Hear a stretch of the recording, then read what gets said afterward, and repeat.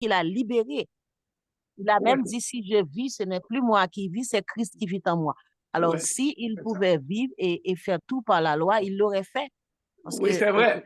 Tout ça, ce sont des arguments. Moi, je ne vous demande pas des arguments. Vous êtes en face de ce texte-là. Qu'est-ce que Paul veut dire par là? Parce que n'oubliez pas qu'on a étudié, il y a Paul qui dit vraiment que et les païens, les autres nations ont reçu la Torah à travers la création, à travers leur conscience, et ils seront jugés par ça.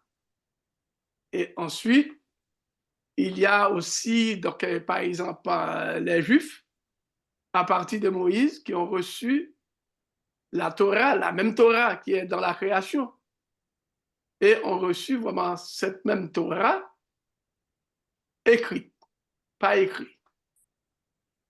OK. Ici, l'apôtre Paul dit, tous seront jugés par la Torah, par la loi, au niveau de la conscience, qui veut dire l'ensemble des révélations de Dieu, au niveau de la création, au niveau de la conscience. Mais en fin de compte, l'apôtre Paul dit que les païens périront sans la loi, qui veut dire vraiment, donc, qui veut dire sans la loi écrite. Maintenant, comment expliquer? Il dit, en effet, en conclusion, ce ne sont pas ceux qui écoutent la loi qui sont justes devant Dieu, qui veut dire quelqu'un qui écoute, qui ne met pas en pratique, c'est ce qu'il veut dire. Mais ce sont ceux qui la mettent en pratique qui seront justifiés. OK? Bon, maintenant, est-ce qu'il y a une autre personne qui essaie? On va de l'avant. Maintenant, la question qu'on pose ici, conseille l'apôtre Paul au verset 13 de Romains 2. Quand un texte est difficile, quand un verset nous paraît difficile, il faut poser toujours une question au texte. Parce qu'on est en train de dialoguer au texte. Il ne faut pas faire un monologue, mais c'est plutôt un dialogue. La lecture des textes exige vraiment un dialogue. Maintenant, quand c'est l'apôtre Paul, c'est comme si Paul est devant nous. On pose la question, qu'est-ce que Paul enseigne au verset 13 de Romains 2? Regarde bien. Dans ce passage-là, parce qu'il ne faut pas venir avec nos propres idées, nos propres interprétations. On veut comprendre ce que Paul veut enseigner. Paul montre que la loi ne doit pas rester seulement au niveau de l'écoute. Au niveau de l'écoute. Paul dit carrément dans le texte. Mais elle doit être dans l'action de la vie du croyant. C'est ce que Paul enseigne dans ce texte-là. La loi ne doit pas rester au niveau de l'écoute, mais elle se manifeste dans l'action de la vie du croyant. Qui veut dire c'est par elle, par la loi, par la révélation, par la Torah, que Dieu jugera tous les êtres humains. Ah, tous les êtres humains, qu'ils soient pauvres, riches, qu'ils soient grands intellectuels ou bien non intellectuels, c'est par la loi, la Torah en tant que révélation de Dieu, soit dans la création, dans la conscience et la loi écrite, c'est par cette loi-là que Dieu jugera tous les êtres humains. Par conséquent, il faut la pratiquer. Qui veut dire ce que Paul veut dire, eh bien, Dieu donne la Torah, que ce soit aux nations, dans la conscience, et dans la conscience, dans la création, et la Torah écrite, c'est pour être pratiquée. Alors, Paul enseigne ici que ceux qui écoutent la loi doivent la pratiquer. Ça, c'est clair. La justice du salut que Dieu accorde à un pécheur au moment de sa repentance deviendra nulle s'il ne pratique pas la Torah. Ah! Ce qui veut dire vraiment, Dieu accorde la justice. Mais si vous ne pratiquez pas la Torah, cette justice-là est nulle. Est-ce que vous êtes là? Dans toute la Bible et dans les écrits de Paul, la justice du salut de Dieu ne vient pas de la Torah. Cette justice-là ne vient pas de la Torah. On ne doit pas chercher la justice de Dieu dans la révélation de la Bible. Même si on étudie la Bible, eh bien, donc on ne va pas trouver la justice là-dedans. On étudie la Bible pour nous éclairer. On étudie la Torah pour nous guider. La Torah, c'est le chemin qui permet de pratiquer eh bien, cette justice que Dieu nous a accordée. Vous voyez? Parce que c'est très profond ce que Paul est en train de nous enseigner. Très profond. Alors, nous disons que la justice du salut que Dieu accorde à un pécheur au moment de sa repentance deviendra nulle s'il ne pratique pas la Torah. Alors, nous avons souligné dans toute la Bible et dans les écrits de Paul, la justice du salut de Dieu ne vient pas de la Torah. Non. D'ailleurs, Jésus-Christ s'est adressé aux Juifs dans Jean chapitre 5, verset 39. Il dit, vous sondez les Écritures parce que vous pensez avoir en elles la vie éternelle et ce sont elles qui rendent témoignage de moi. Qui veut dire le but de la Torah, le but de l'Écriture, c'est découvrir Jésus, qui est la vie, qui est la justice. À bien observer dans Romains 2, verset 13, le verbe justifier est à la fois passif, est à la voix passive. Soulignez ça dans votre Bible. Il faut prêter attention à la grammaire. Il faut faire attention parce que normalement, pour comprendre le sens du texte, il faut prêter attention à l'ensemble du mécanisme qui nous permet de comprendre un texte. Ce n'est pas seulement le vocabulaire, ce n'est pas seulement le dictionnaire, mais la structure du texte, la structure grammaticale du texte. Le verbe justifier est à la fois passif, oui ou non? C'est oui ou non? Tous ceux qui pratiquent la justice, tous ceux qui pratiquent la Torah seront justifiés. Dans la grammaire des langues, les voix sont les formes que prend le verbe. OK? En grec comme en français, la voix passive indique que le sujet grammatical du verbe subit l'action. La voie passive, c'est le sujet qui subit l'action. Mais ce n'est pas le sujet qui fait l'action. C'est pas vrai? Justine. Oui, oui, tout à fait. Seront Professeur. justifiés par la loi. C'est une voie passive, oui, oui.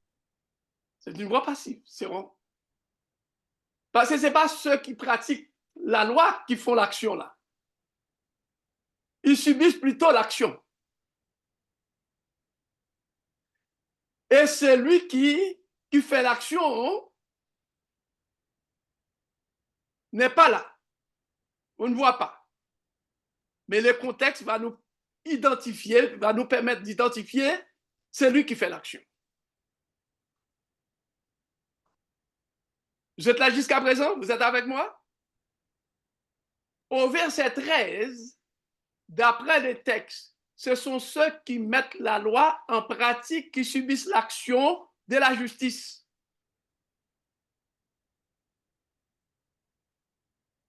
Mais cette justice-là vient de qui? Ah, c'est pour ça que l'apôtre Pierre dit vraiment qu'il y a des points difficiles dans les écrits de Paul. C'était un homme qui maniait beaucoup, très bien, la langue grecque. Alors, pour étudier la Bible, pour faire de l'exégèse de la Bible, on a besoin de maîtriser cette langue-là. Sinon, on va raconter n'importe quoi. Au verset 13, d'après le texte, ce sont ceux qui mettent la loi en pratique, qui subissent l'action de la justice.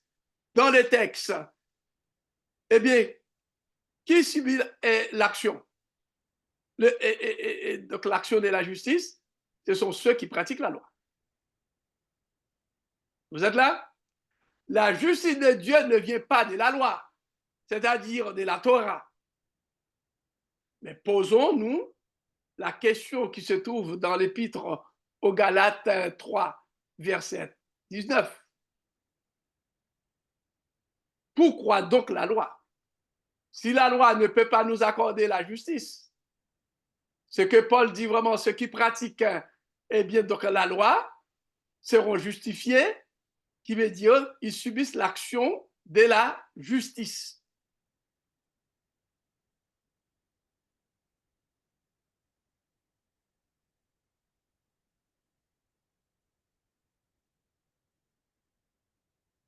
OK? Alors qu'il va dire dans le texte, le sujet réel, c'est Dieu.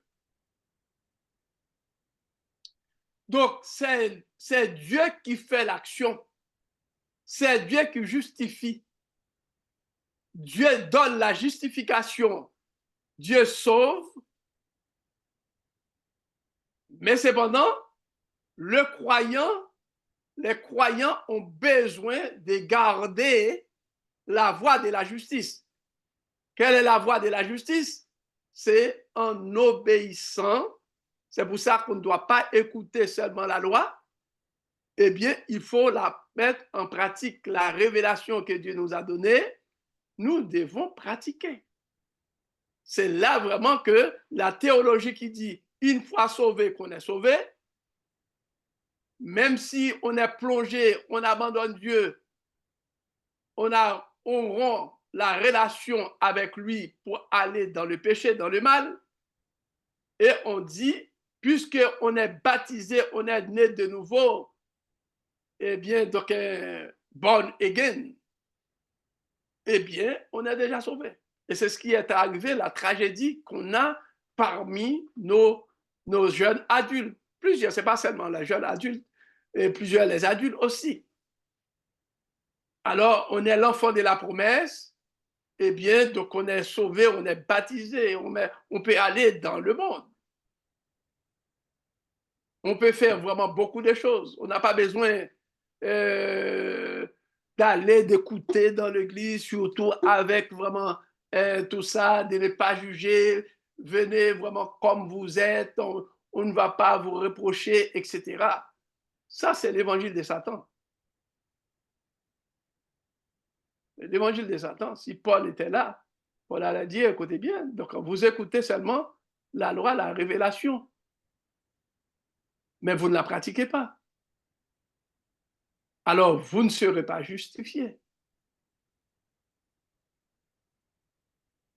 Qui veut dire, qu'est-ce que ça signifie? Au moment du jugement de Dieu, ces gens-là, on va déclarer coupables. Ces gens-là seront coupables. Et c'est là que Jésus-Christ dit, ce n'est pas tous ceux qui disent Seigneur, Seigneur qui vont entrer. Est-ce que vous faites la volonté de Dieu? C'est très important là. Nous pouvons lire vraiment ces passages dans Matthieu, chapitre 7.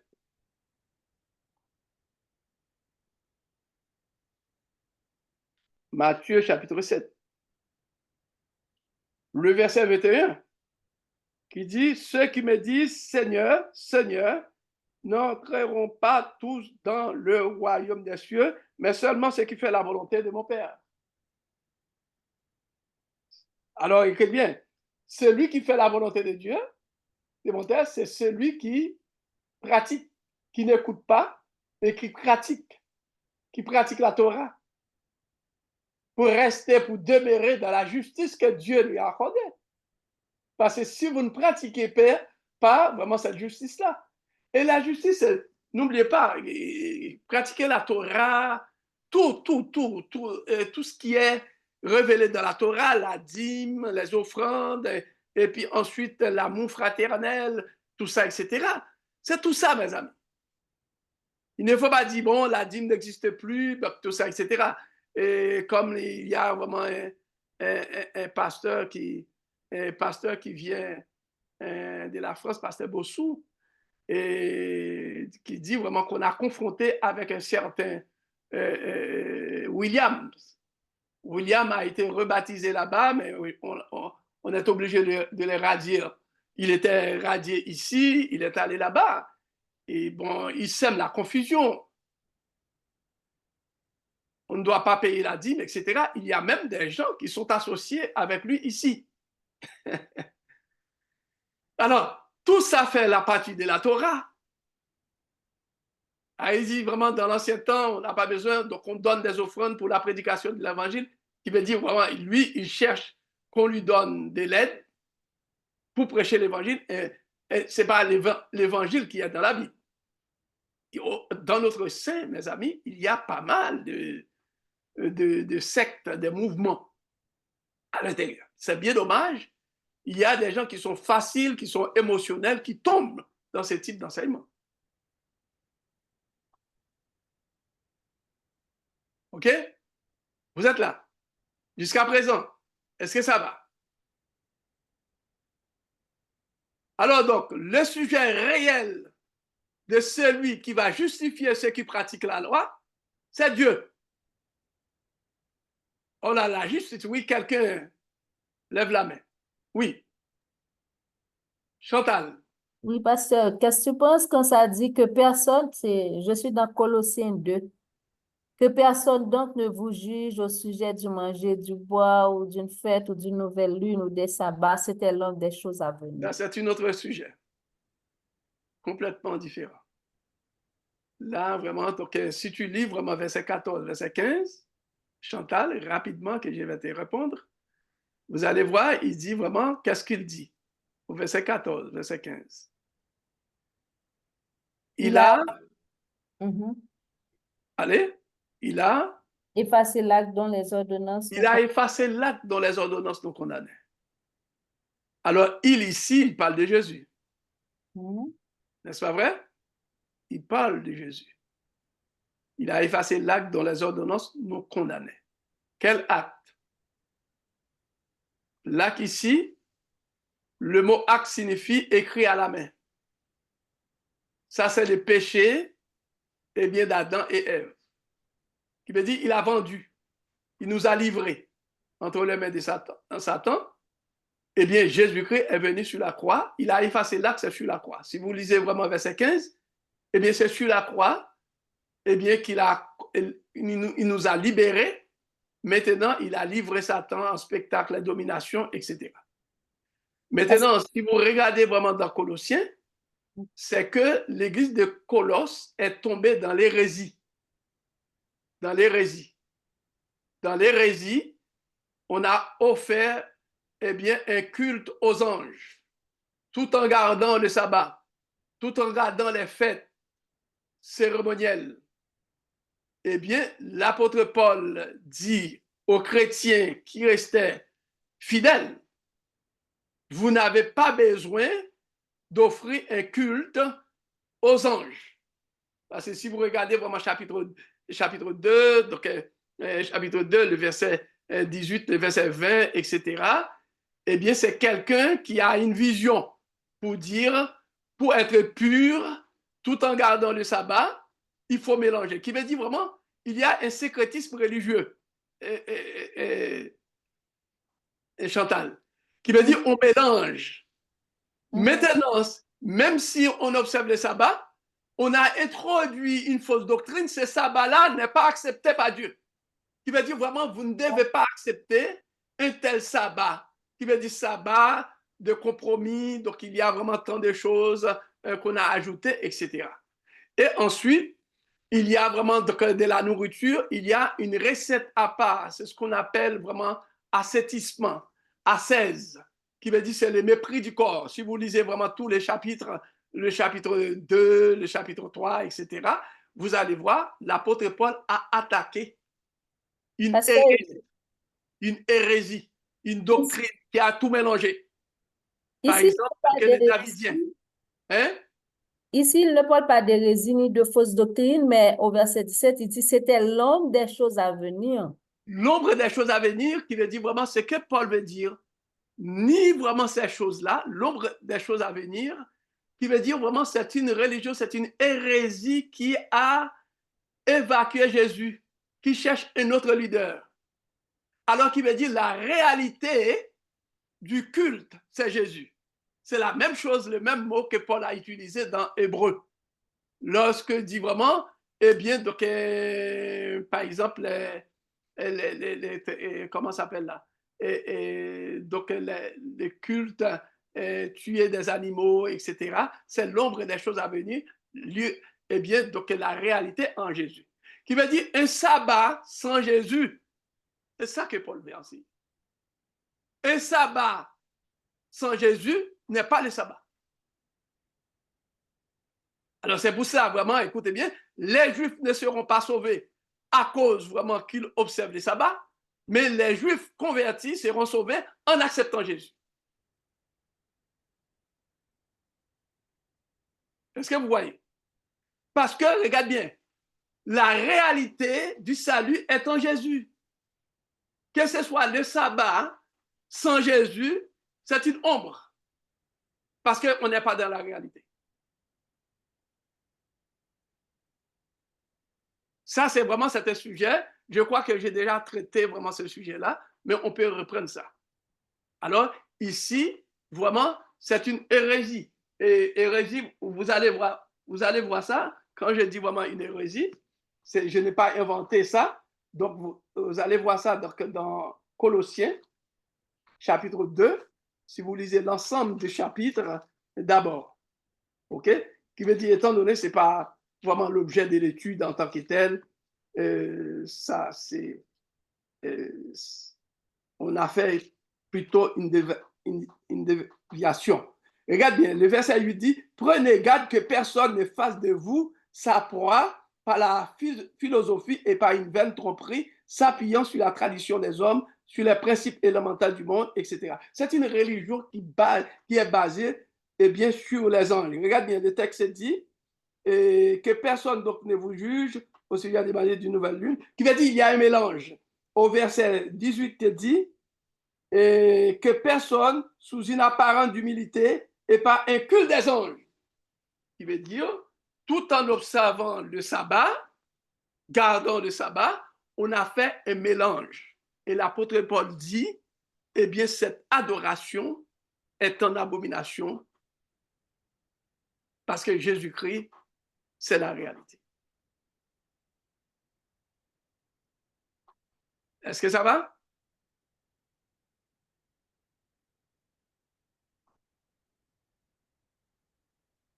Merci beaucoup. Allô? Ça va, Chantal? merci. Hein? Ça va, merci. Ouais. C'est-à-dire, relis vraiment les textes, tous les versets, tous les chapitres, et vous allez voir, qui veut dire la concurrence est entre Jésus, que l'Église a rejeté pour le culte des anges. C'est l'Église chrétienne, là. L'Église chrétienne de Colosse est tombée dans cette... C'est comme, par exemple, dans l'enseignement de l'Église adventiste, on enseigne bien des choses telles que la davidien, et on a mis plein de choses pour dire vraiment qu'il faut purifier l'Église, etc. L'Église est Babylone, et puis l'Église adventiste. Alors, ce sont eux qui ont la vérité. C'est ce type de choses-là. OK. Alors, restons vraiment dans le sujet qu'on est en train d'étudier, la justification.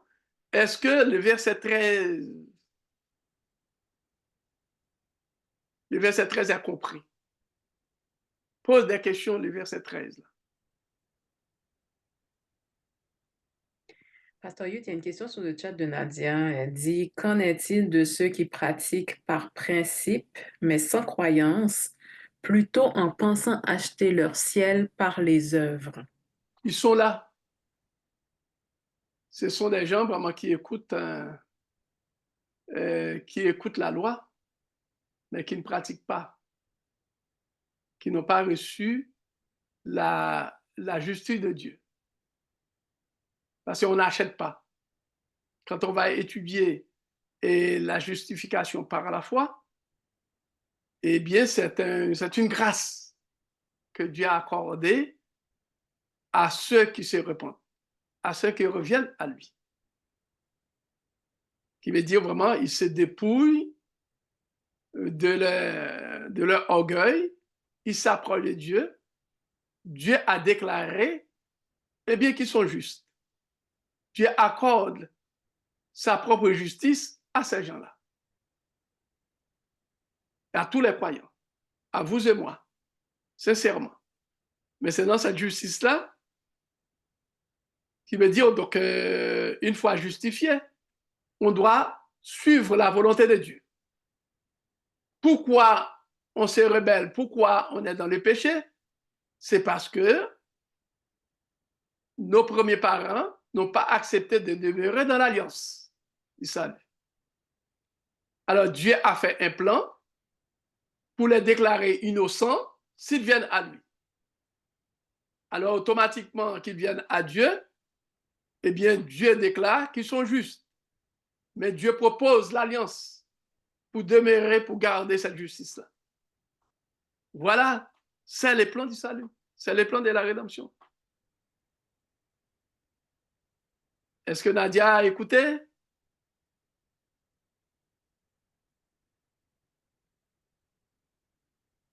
Est-ce que c'est clair? Allô? Elle est là, elle a écrit sur le chat, oui, merci. OK. C'est parce qu'elle est en train de faire, elle Quelque met chose. ses enfants. Non, elle est en train de coucher ses enfants, les mettre au lit. OK, je comprends. OK, c'est bien ça. Même si elle s'occupe de ses enfants, mais elle prête attention à l'étude de la parole de Dieu. C'est bien. OK. Est-ce qu'il y a d'autres questions, mes amis? Profitez, posez la question. Hein? Oui, Pasteur Youth, je suis en train de me demander, j'ai compris, mais là, j'essaie de faire des liens, OK? Là, il y a un passage qui m'est venu en tête, et le passage qui m'est venu en tête, c'est le psaume 119, verset 9. Comment le jeune homme rendra-t-il pur son sentier en se dirigeant d'après ta parole? Et donc, si je comprends bien, cette justice qui m'est donnée gratuitement parce que j'ai la foi en Jésus, je la garde, je la maintiens à travers une vie d'obéissance. Est-ce que c'est ça? L'obéissance. Bravo, Daniel. Ok. Bien interprété. Je te donne vraiment un diplôme vraiment d'exégèse. Super. C'est bien.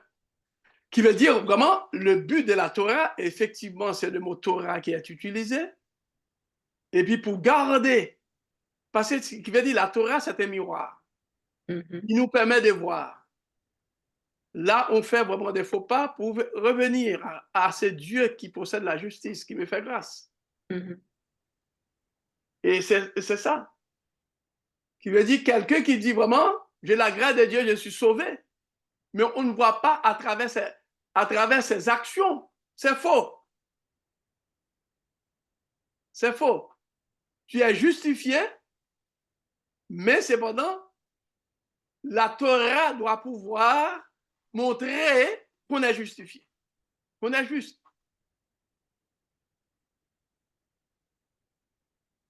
Il faut agir conformément à cette justice qui est en nous. Effectivement, c'est là vraiment le but de la Bible. C'est ce que les Juifs n'ont pas compris. Ils ont écrit vraiment des choses, etc. Et ils mettent l'accent plutôt sur les actions au lieu vraiment de dépendre de Dieu.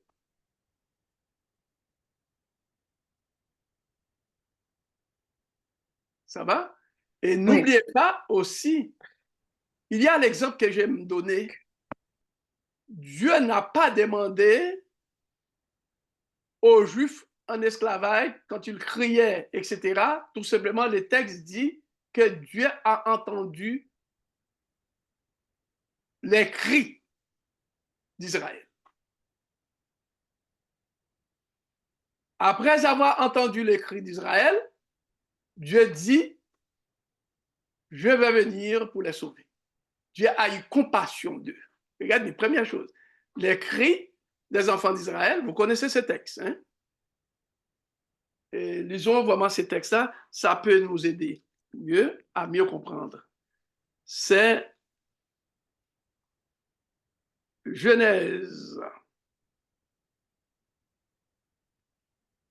Genèse chapitre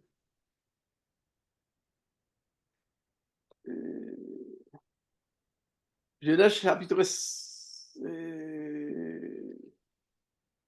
ok, Genèse 50, Exode, ok. Oui.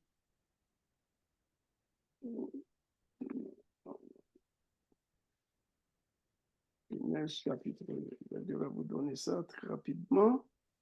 Je pense que c'est Exode chapitre 3 ou chapitre... C'est pas 39. Dieu a eu compassion pour les enfants d'Israël. Et ça m'échappe là. Ok. Et compassion. Et attends-moi, donne-moi une petite minute, je vais le trouver. Non, ok. Non, c'est Exode là. Exode chapitre 2, effectivement. Chapitre 2, verset 23. Il dit, longtemps après, le roi d'Égypte mourut et les enfants d'Israël gémissaient encore sous la servitude et poussaient des cris. Ces cris que leur arrachait la servitude montèrent jusqu'à Dieu. Il veut dire, cri, c'est vraiment prière. Dieu entendu leur gémissement et se souvint de son alliance avec Abraham, Isaac et Jacob. Verset 25. Dieu regarda les enfants d'Israël et il en eut compassion. Est-ce que Dieu a demandé, ok, j'ai entendu vos cris, vous allez observer mes commandements, eh bien, je vais vous délivrer. Est-ce que c'est ça que Dieu a fait? Non. Est-ce que c'est ça que Dieu a fait, mes amis? Non. Qu'est-ce que Dieu a fait? Dieu a eu compassion, il délivre toujours avant de demander quoi que ce soit. Ah, il a délivré, il a sauvé Israël. Il a sauvé Israël. Pendant combien de temps? Il a sauvé Israël. Il a fait des miracles, etc., tout ça, etc. Il a sauvé Israël. Israël a sauvé. C'est après 3 mois du salut que Dieu dit vraiment, écoutez bien, si vous gardez, si vous voulez vraiment garder ma compassion, vous voulez rester dans mon salut, etc., je vous donne l'alliance. 3 mois. 3 mois après la sortie d'Égypte. Est-ce que vous savez ça? C'est 3 mois après la sortie d'Égypte. Voilà ce que Dieu dit. Voilà ce que Dieu dit. Nous allons voir ça rapidement. Chapitre 19. Tout ça vraiment dans l'ordre de l'étude, parce que normalement, nous sommes tellement limités et avec vraiment ce type d'enseignement, observer la loi, etc. C'est après avoir bénéficié du salut de Dieu. Regarde bien, le verset 1er, il dit le 3e mois après leur sortie du pays d'Égypte. Les enfants d'Israël arrivèrent ce jour-là au désert du Sinaï. Étant partis de Ruphidim, ils arrivèrent au désert du Sinaï. Ils campèrent dans le désert. Israël campa là vis-à-vis de la montagne. Moïse monta vers Dieu et l'Éternel l'appela du haut de la montagne en disant, tu parleras ainsi à la maison de Jacob et tu diras aux enfants d'Israël, vous avez vu ce que j'ai fait à l'Égypte et comment je vous ai porté sur des ailes d'aigle et amené vers moi. Maintenant, si vous écoutez ma voix et si vous gardez mon alliance, vous m'appartiendrez entre tous les peuples, car toute la terre est à moi. Et vous serez pour moi un royaume de sacrificateurs et une nation sainte. Voilà les paroles que tu diras aux enfants d'Israël. Dieu donne une alliance. Quel est le but de l'alliance? Quel est le but de l'alliance? Allez, mes amis, parlez. Quel est le but de cette alliance? De faire d'Israël un peuple qui lui appartient.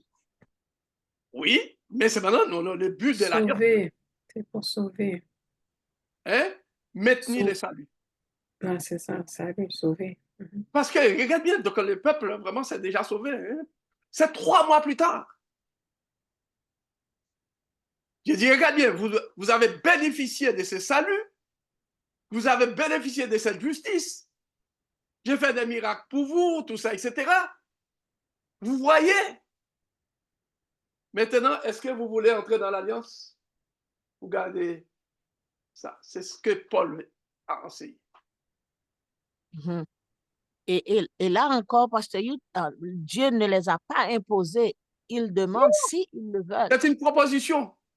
Exactement. C'est un Dieu. Regardez ce que j'aime avec le texte. Vous avez vu ce que j'ai fait à l'Égypte. Je vous ai porté sur des ailes d'aigle. Maintenant, si vous écoutez ma voix, écoutez bien là. Dieu dit, bon, écoutez bien là. Si vous écoutez ma voix, vous allez garder cette justice-là. C'est ça que Paul a enseigné. C'est toute la Bible qui enseigne ça.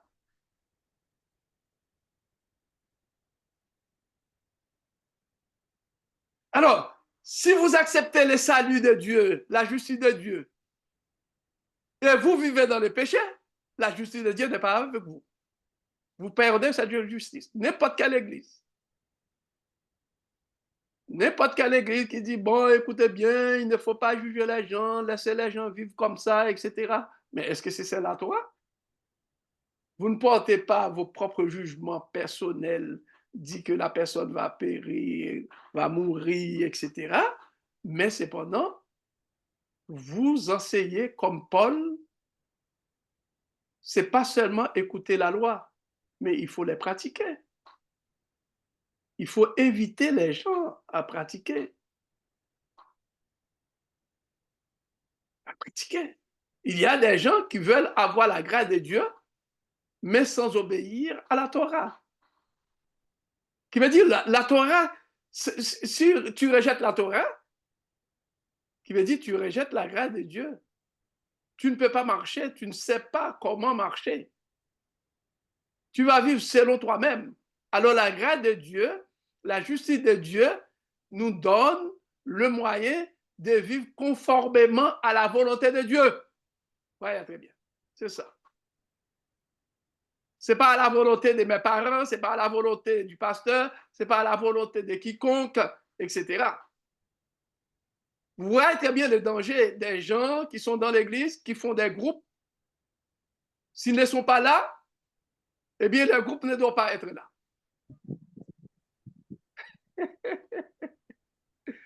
C'est vraiment ce danger-là. Il y a toujours vraiment des petits groupes de leaders. C'est pourquoi en Israël, il y a vraiment des groupes de pharisiens, des scribes, tout ça, etc.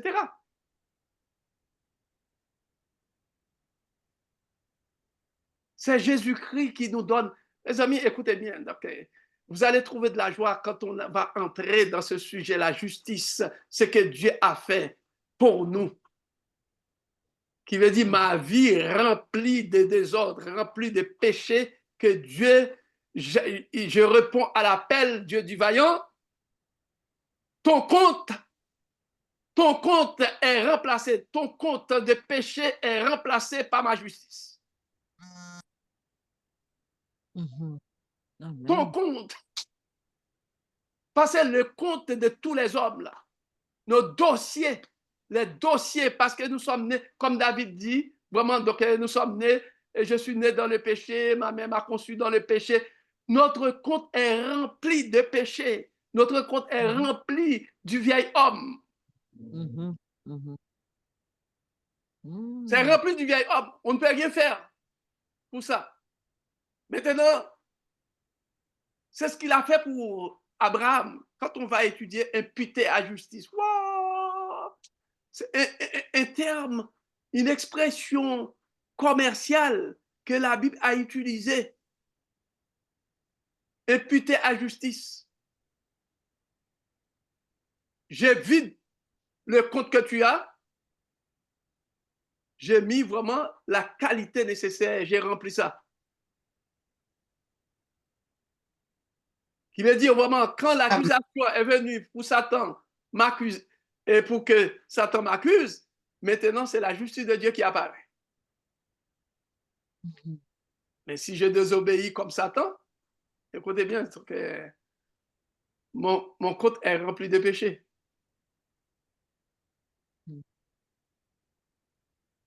Est-ce qu'il y a des questions, mes amis?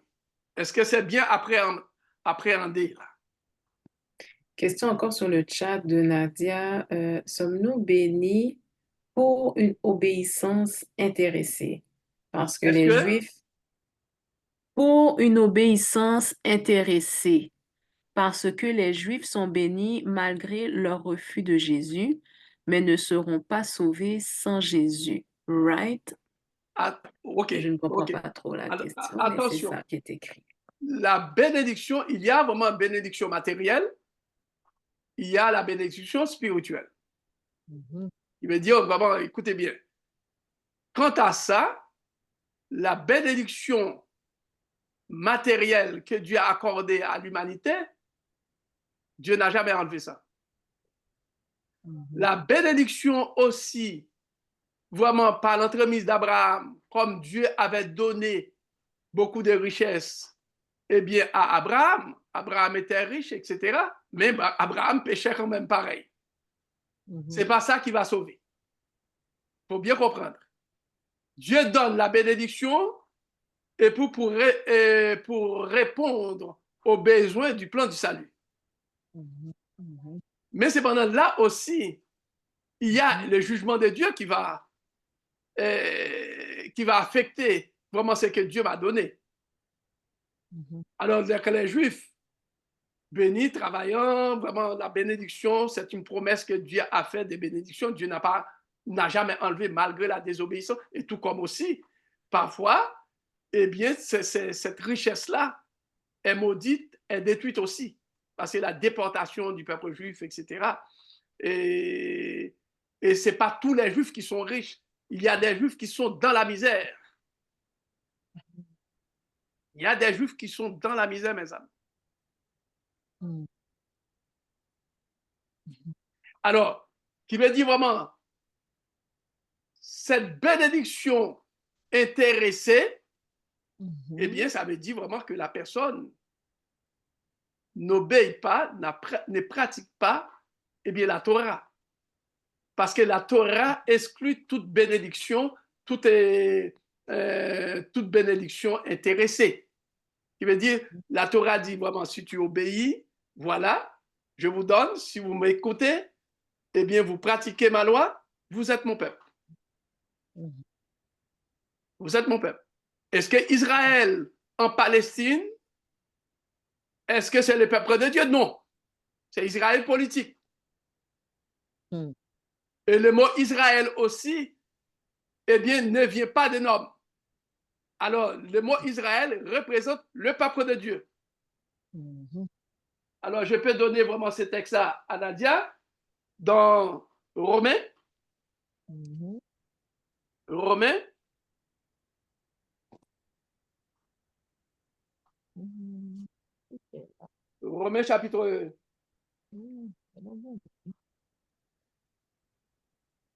Romains chapitre 9, rapidement. Romains chapitre 9. Tu vois vraiment comment une étude, vraiment, on déborde vraiment bien. C'est bien. Regarde bien. Le verset 6. Le verset 6 qui dit, ce n'est point à dire que la parole de Dieu soit restée sans effet. Car tous ceux qui descendent d'Israël ne sont pas Israël. Vous êtes là, le verset 7. Et bien qu'ils soient la postérité d'Abraham, et ils ne sont pas tous ses enfants. Mais il est dit en Isaac, tu auras une postérité appelée de ton nom. C'est-à-dire que ce ne sont pas les enfants de la chair qui sont enfants de Dieu, mais que ce sont les enfants de la promesse qui sont regardés comme la postérité. Voici en effet la parole de la promesse. Je reviendrai à cette même époque, etc. Alors qu'il veut dire, regarde bien, l'apôtre Paul est clair. Ce n'est pas tous ceux qui portent le nom d'Israël qui sont Israël. Mhm. Ce n'est pas tous ceux qui sont appelés adventistes qui sont adventistes, parce que adventiste, vraiment, c'est une espérance. Mhm. C'est attendre Jésus. Mhm. Ce n'est pas le nom d'une religion. C'est un état de vie. Mhm. Mhm. Mhm. Est-ce que ça va? Mhm. Mhm. Est-ce que ça va, mes amis? Pasteur Youth, Oui. Nadia a répondu que oui, elle a compris. Merci beaucoup. Là, maintenant, je me pose la question, je suis en train d'essayer de faire le parallèle avec Jésus et je trouve que ça fait beaucoup de sens. Dans le sens, parce que je suis en train de réfléchir, puis à chaque fois que Jésus guérissait quelqu'un, souvent il lui disait, par exemple, j'ai un exemple devant moi, dans Jean Bravo. 5, voici, tu as été guéri, ne pêche plus, de Ouais, peur qu'il ne t'arrive ouais. quelque chose de pire. Et Alors, dans Jean 8, pratiquez la Torah. c'est ça, va pratiquer la Torah. Maintenant que tu es guéri, maintenant que tu es restauré, va pratiquer la Torah. Et Jésus lui dit, je ne te condamne pas non plus, ne pêche plus. Oui, Donc, c'est ça. ça fait du Il y a, sens. donc Daniel, il y a une autre guérison, Jésus qui dit, afin que le pire ne vous arrive. Ne pêche Oui. plus. Alors, qui veut dire vraiment, alors si tu ne pratiques pas la Ne Torah, pêche plus de peur qu'il ne t'arrive quelque chose de pire. C'est dans Jean ou est de 5. pire. Ouais, c'est ça. Mhm. Mhm. Bravo. Alors, qui veut dire vraiment, le don du salut que vous avez reçu, mais Dieu vous a donné un moyen pour garder ce salut. Mhm. Mhm. Et alors, c'est ça que les Juifs n'avaient pas compris. Ou bien, ils faisaient vraiment tellement des lois, et bien, justement, pour pouvoir faire une distinction, une sorte d'élite spirituelle, religieuse. Ce sont des codes. Mais la Torah de toute la Bible, qui veut dire la Bible, la révélation, a pour but de nous maintenir. C'est une voie pour pratiquer la justice que Dieu nous accorde. C'est ça. Oui, oui, parce que Apocalypse 14:12 répond bien. C'est ici la persévérance des saints qui gardent les commandements et la foi de Jésus. Bravo. Oui, c'est ça. C'est ça.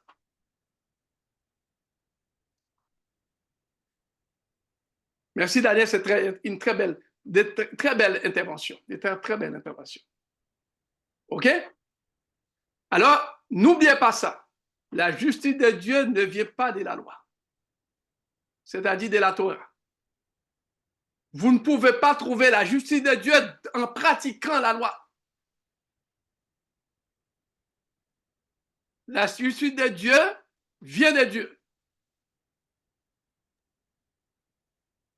En fait, c'est une contrefaçon quand on y pense bien, parce que tous ceux qui pratiquent l'idolâtrie, c'est ça qu'ils font, en fait. Oui, c'est ça, ce sont les œuvres. Ce sont les œuvres, voilà. Ouais. Alors, ce qui veut dire vraiment, un homme, quelqu'un d'autre, ne peut pas vous accorder le salut parce qu'il n'a pas de justice. Il n'a pas ce salut-là. Impossible, alléluia. C'est Dieu seul qui possède ça.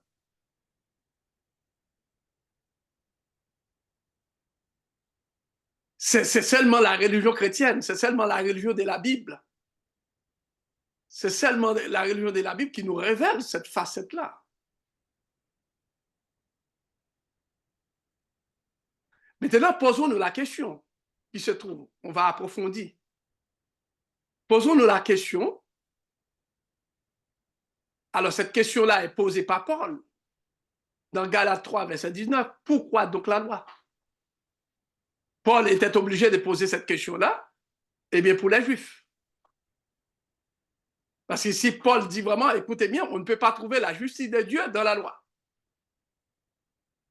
C'est seulement pratiqué. Il pose la question. Il y a un théologien donc, du nom de F.F. Bruce.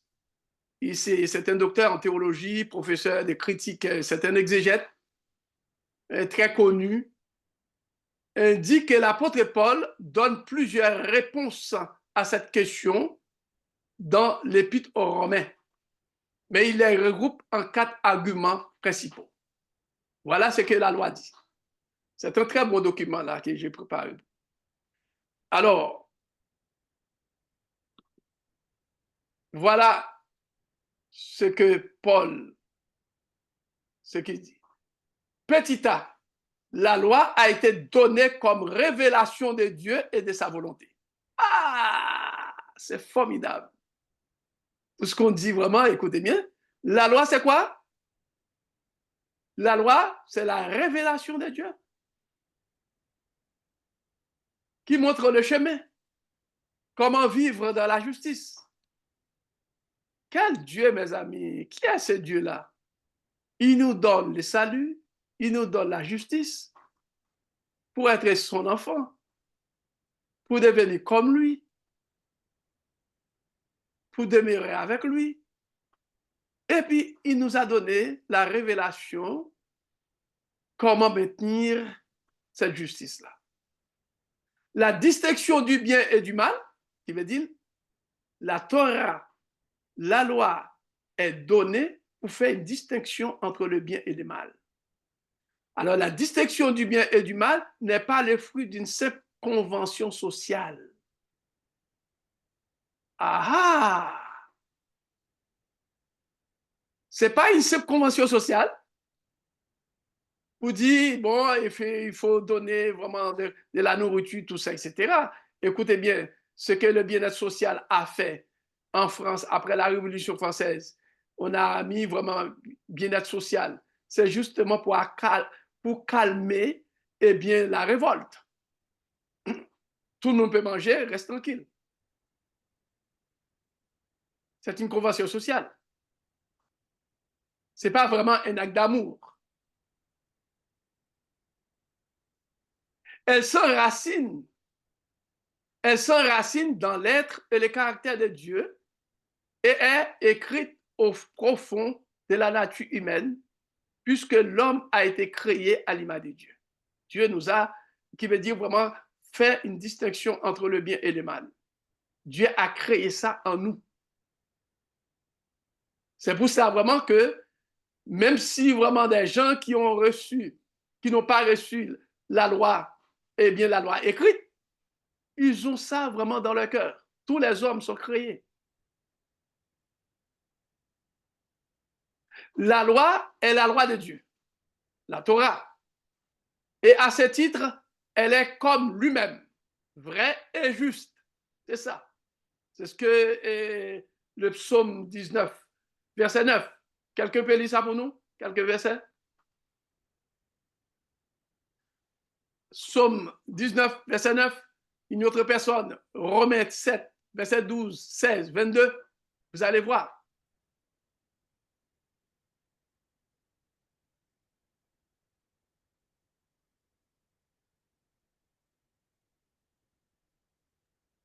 Psaume 19, verset 9. Les ordonnances de l'Éternel sont droites, elles réjouissent le cœur. Les commandements de l'Éternel sont purs, ils éclairent les yeux. Voilà. Ils éclairent les yeux. Ce n'est pas les yeux, vraiment les deux yeux qu'on a. L'un ici fait référence à l'intelligence, l'esprit. Ça nous éclaire. Amen. Romains 7, verset 12. Qui veut lire? Romains 7, verset 12. Verset 16, verset 22.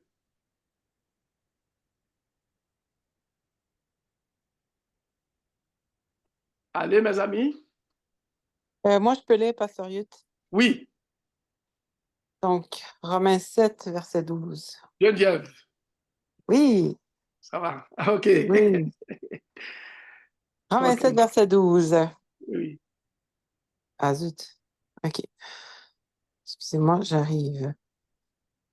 OK. OK. pas de problème. La loi, donc, est sainte et le commandement est saint, juste et bon. OK. Verset 16. Verset 16. Or, si je fais ce que je ne veux pas, je reconnais par là que la loi est bonne.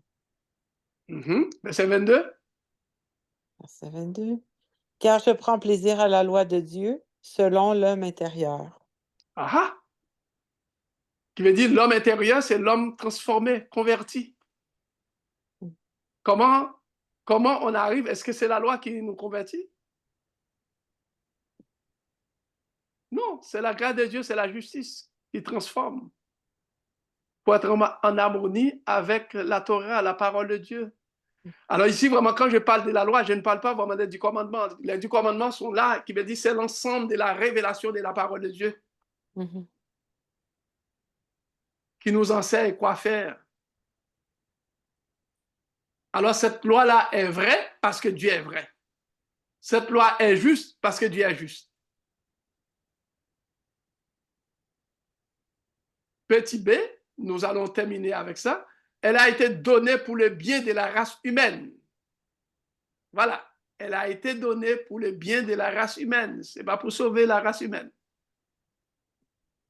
Cette mission particulière est confiée à l'autorité civile qui a reçu de Dieu le pouvoir de protéger et d'encourager la pratique du bien, de freiner et de punir la pratique du mal. Vous savez très bien que l'État est une institution de Dieu. L'État est un système de Dieu que Dieu a demandé à Noé d'établir. D'après Genèse 9, verset 6. Qui veut lire ça? L'autre personne va lire Lévitique 24, verset 17 à 22. Lisez, mes amis, il y a plusieurs personnes sur la ligne. Genèse 9, verset 6. Si quelqu'un verse le sang de l'homme, par l'homme, son sang sera versé, car Dieu a fait l'homme à son image. Voilà. Et par l'homme, eh bien, son sang sera versé, c'est la justice, qui veut dire dans le jugement. Dans le jugement, c'est pour ça comment que Dieu avait confié l'État à Moïse. Alors Dieu a réglementé ça. Dieu dit vraiment, voilà, quelqu'un qui a volé, voilà ce qu'il faut faire. Et quelqu'un qui a tué, voilà ce qu'il faut faire. Par exemple, au Proche-Orient, il y a la loi du talion. La loi du talion, c'est une loi vraiment du Proche-Orient ancien. Alors Dieu a réglementé ça. C'est la loi de l'État, tous les États, etc. Et Hammurabi a prononcé à Babylone, vraiment cette loi-là. Alors maintenant, Dieu eh bien, a dit à Moïse, eh bien, écoutez bien, voilà ce qu'il faut faire. Et alors, si vraiment quelqu'un, eh bien, coupe un bras, tu fais justice, coupe un bras. Mais tu ne dois pas tuer, parce qu'autrefois, la loi d'Italie, il y a la justice personnelle. On a tué toute la famille. Le plus fort a tué. Alors, en Israël, Dieu a réglementé ça. C'est la justice au niveau de l'État. Donc, est-ce qu'on pourrait dire que ce verset fait référence à la peine capitale? Selon les pays. Selon les pays. Oui, le système de l'État, ce n'est pas peine capitale en tant que tel, mais c'est le système de l'État pour faire la justice. Il veut dire vraiment, et à travers les âges, il y a des pays qui voient la peine capitale. Non, il n'y a pas la peine capitale là. C'est une question de justice. La peine capitale, c'est plus vraiment la loi d'Italion qu'on a interprétée comme qu'on a interprété, par exemple, comme la justice du Proche-Orient ancien. Parce que normalement, Dieu n'institue pas vraiment la peine capitale. Parce que normalement, la peine capitale en Israël, c'est 40 coups moins 1. Alors, qui veut dire Dieu dit, écoutez bien, vous allez donner 39. Mais le 40e, non. Parce que le 40e va être fatal, c'est la mort. Et Dieu dit vraiment, quelqu'un qui a donné 40 coups sans obéir à sa loi, Dieu va se venger vraiment de cette personne-là qui est morte. Il dit, Dieu n'a pas institué la peine capitale. Dieu a institué un système de justice, l'État, qui doit légiférer. C'est ce que Paul dit dans Romains chapitre 13. Les magistrats ne portent pas pour rien son épée. L'épée, c'est le symbole du jugement. Pour faire justice. Littéralement, c'est très facile d'interpréter vraiment les textes d'une façon littérale. Là, vraiment, le verset, le chapitre 9, Genèse chapitre 9, parle de l'institution de l'État pour faire justice. Certainement, il y a la corruption, mais c'est un beau système. C'est Dieu qui a institué ça. Et même s'il y a des corruptions, mais Dieu fait grâce, Dieu maintient. S'il n'y a pas ça, vraiment, c'est l'anarchie complète. Oui, en fait, pourquoi je dis peine capitale? Parce qu'il est bien dit, si quelqu'un verse le sang de l'homme, par l'homme, son sang sera versé. Alors, c'est référence à la mort aussi de la personne qui a tué elle-même. Ok, oui. C'est littéral, qui veut dire il faut chercher. Est-ce que la personne n'a pas exprès? Parce que normalement, si vous lisez vraiment dans Lévitique, Dieu dit vraiment il faut analyser. Et s'il y a le cas qui est plus difficile, Moïse devait me consulter. Et Dieu déclarera. C'est Dieu qui va déclarer.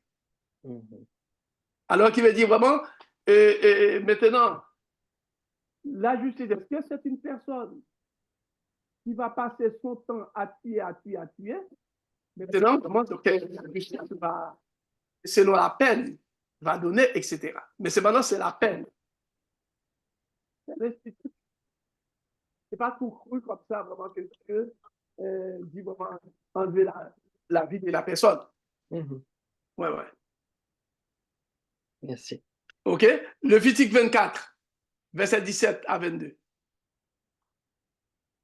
Le dernier texte qu'on va lire, et puis s'il y a des questions, on va poser des questions. 17 à 22.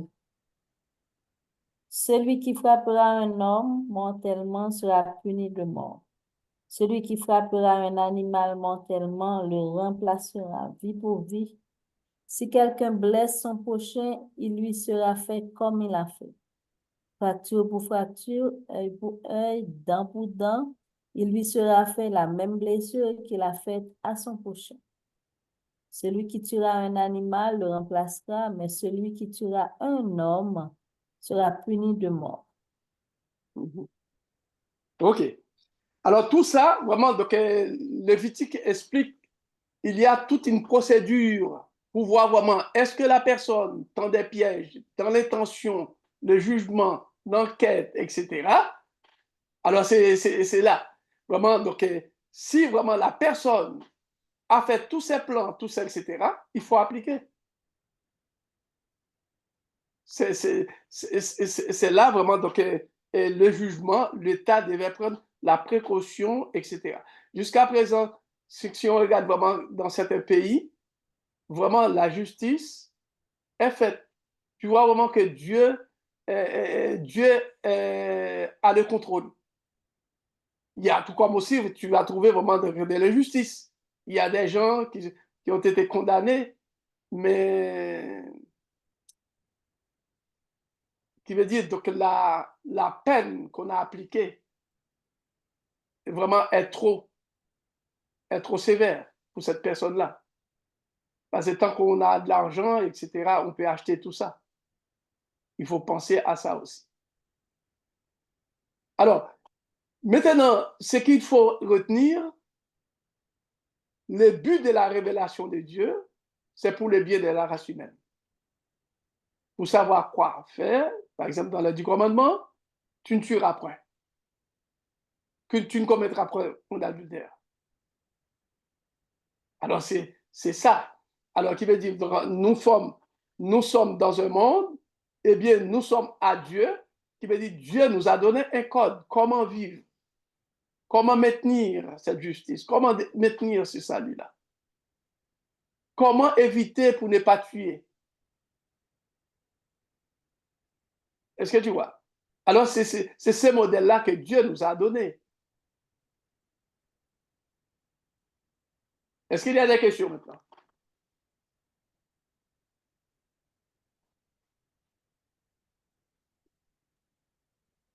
En résumé, qu'est-ce qu'on peut dire au niveau de la justice, au niveau de la pratique de la loi, de la justice du salut?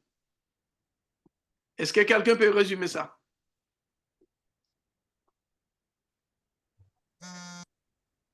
Ben, on n'est pas sauvé en obéissant à la Torah, mais en pratiquant la Torah. Ok, c'est parce qu'on pratique ça, c'est parce qu'on a déjà ça. Ah. On a déjà cette justice-là. C'est pas vrai? Mm-hmm. Alors, le rôle, ce que tu veux dire, le rôle de la Torah, c'est la pratique parce que la justice de Dieu est en nous. Mm. C'est ça? Exactement. Bravo. Bravo. Mm. Est-ce que quelqu'un d'autre peut donner? Résumé, c'est très important, mes amis. Parce que ça peut enlever vraiment donc, des idées mal conçues qu'on a vraiment entre la Torah, la loi et la justice de Dieu.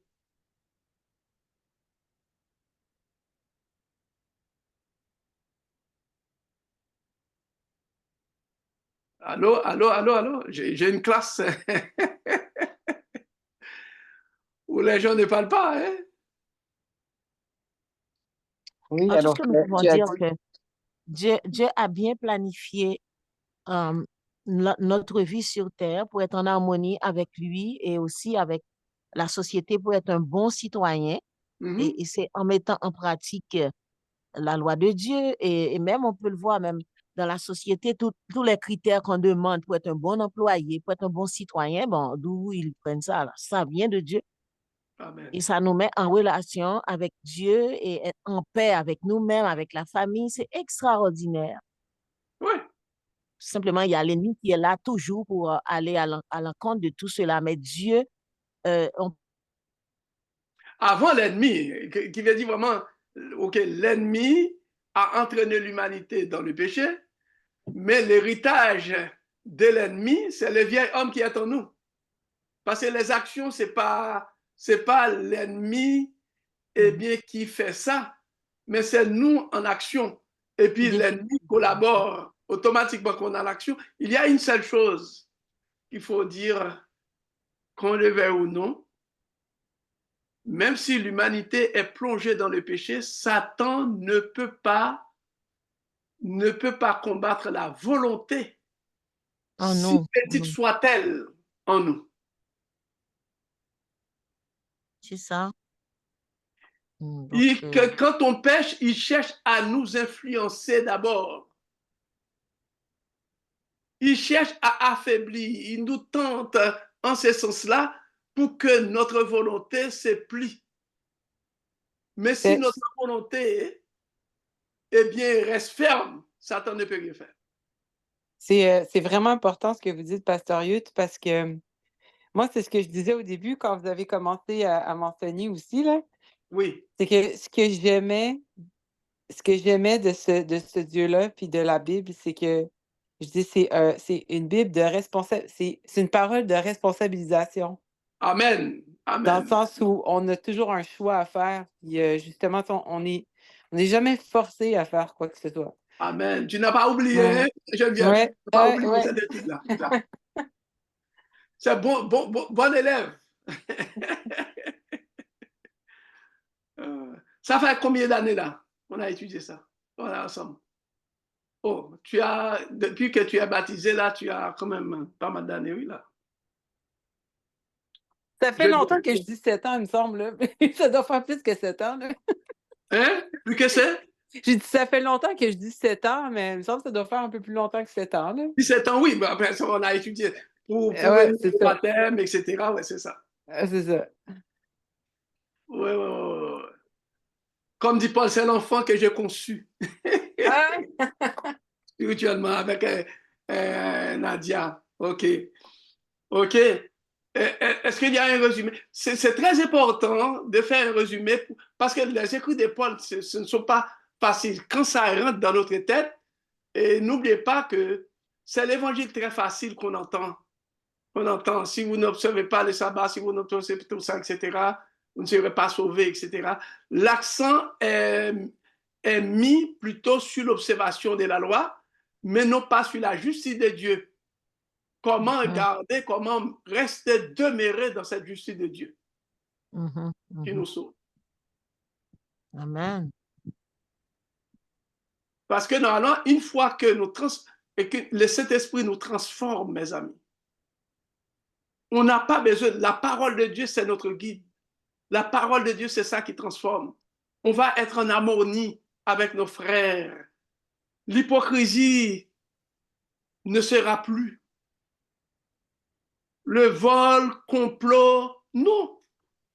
C'est ça vraiment que la Bible va nous enseigner. Parce que cette justice-là est en nous.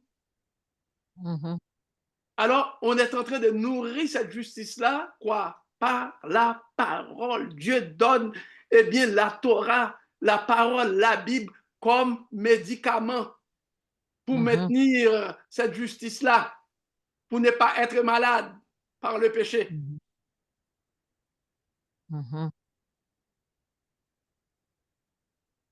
Est-ce que c'est une étude qui peut vous aider?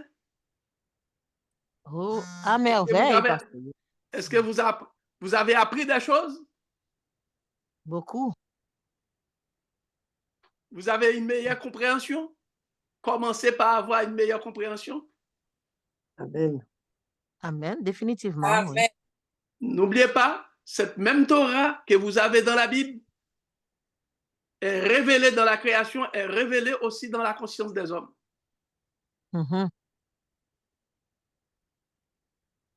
Il y a des hommes, d'ailleurs, écoutez, on a vu ça dans tous les États du pays, du monde. On ne doit pas tuer. C'est pas vrai? On ne doit pas tuer, on ne doit pas tuer, on ne peut pas faire vraiment n'importe quoi. Il y a vraiment, c'est mondial, que ce soit en Chine, que ce soit dans les pays communistes, etc. Il y a des lois qui disent vraiment tu ne dois pas tuer un autre. On va te mettre en prison. Alors c'est gratuit. Ce n'est pas les pays qui ont inventé ça. C'est Dieu qui a mis ça dans notre conscience. Maintenant, lorsque on a la Torah écrite, maintenant, on est éclairé davantage. On est éclairé davantage. Oui. Je voulais dire quelque chose. Il y a le livre des Juges, et il y a une expression qui est assez percutante dans ce livre. Ça dit que les hommes vivaient selon ce qui leur semblait bon. Bon, Et Et on y lit des choses quand même tristes, là. Oui, L'histoire du Lévite, c'est vraiment des choses atroces qui sont passées durant cette période-là parce qu'ils vivaient selon ce qui leur semblait bon, c'est alors ça. que Dieu donne à Mhm. son peuple un guide. Il donne Bravo. une espèce de GPS pour savoir ce qui est bon et non pas selon ce qui nous semble bon. Parce que C'est ça. le résultat dans le livre des juges n'est pas un beau résultat. Non. Et puis ensuite, les textes aussi, vraiment, donc, les livres des juges révèlent, c'était la nouvelle génération qui ne connaissait pas Dieu, qui ne connaissait pas la Torah. Ils ont mis de côté la Torah. Ils ont mis de côté la Torah. Je dis ça au début, qui veut dire vraiment, ils ne connaissaient pas Dieu. Pour connaître Dieu, c'est à travers la Torah qui nous permet de connaître la Torah. Mais est-ce qu'on n'est pas en train vraiment de vivre cette même situation-là? Moi, c'est ce que j'observe à Montréal. À travers vraiment beaucoup de nos enfants, etc. Bon, on est dans cette ère du relativisme, donc faut respecter chacun, ce que chacun croit qui est bon pour lui-même. Ouais, Donc, oui, c'est ça. C'est que plusieurs, vraiment, parce que j'ai côtoyé, j'ai parlé à plusieurs de jeunes adultes, 40 ans, 45 ans, 30 ans, jeunes, etc. Ils s'en foutent des choses. Écoutez bien, il n'y a pas presque, moi je ne dis pas tout, non, mais c'est maintenant en général, ce que je vois. Ils ne connaissent pas la parole de Dieu. D'ailleurs, la parole de Dieu ne les intéresse pas. Vraiment, la Bible en tant que telle, ils peuvent vraiment texto, il dit vraiment, écoutez bien. J'étais dans une église, là, et pour étudier la Bible avec les jeunes, des jeunes adultes à l'université, qui sont en maîtrise, qui sont tout ça, etc. Pour une étude biblique, ils ne peuvent pas passer 30 à 40 minutes d'étudier la Bible. Il dit, pasteur, non, c'est 15 minutes.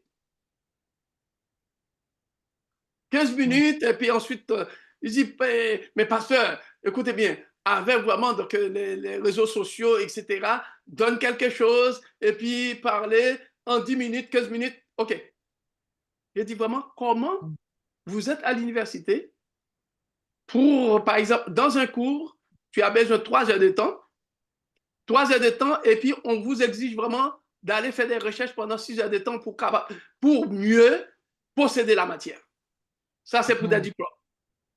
Alors qu'il veut dire vraiment la parole de Dieu est beaucoup plus difficile parce que c'est une révélation. La parole de Dieu, c'est Dieu lui-même. Mais Dieu nous fait grâce pour nous donner l'intelligence avec le Saint-Esprit pour mieux comprendre. Alors, on ne veut pas passer vraiment 30 à 40 minutes d'étudier la parole de Dieu. Ah, il dit non. Et puis, je l'ai laissé faire pour faire l'expérience. Tu sais vraiment, même à 15 minutes, ils ont commencé ce cours à 15 minutes. Après 1 mois, ils ont abandonné. Il s'est trop pour eux. Là, à Montréal, des enfants adventistes. Alors, tu vois vraiment que nous sommes dans cette... Mais c'est maintenant, ils sont prêts à écouter un temps de louange, un temps et demi même. Et puis répéter un seul mot, une phrase, vraiment tout ça, etc. Charismatique.